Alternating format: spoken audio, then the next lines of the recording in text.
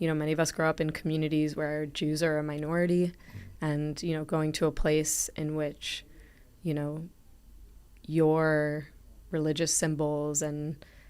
traditions are visible and public, and where they are the hegemony. That's something that, is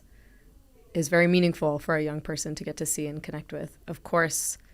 as soon as you begin to learn what the cost is, right, of the engineering of that space, to have Jewishness be in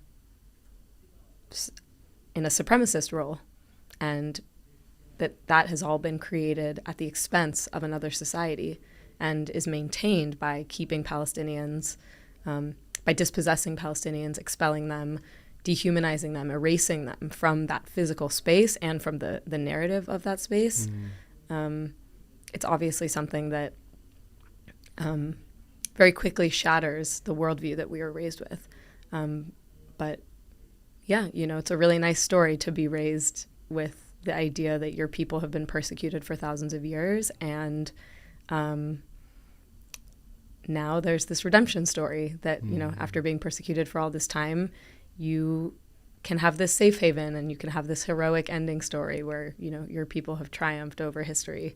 But of course, no history is that simple and easy. And in a lot of ways, I see the kind of like undoing of the indoctrination that,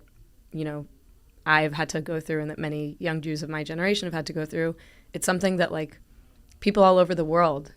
have to face about the horrible histories in their own countries, and simplistic narratives that they might have been raised with that actually ignore and erase deep injustice and oppression.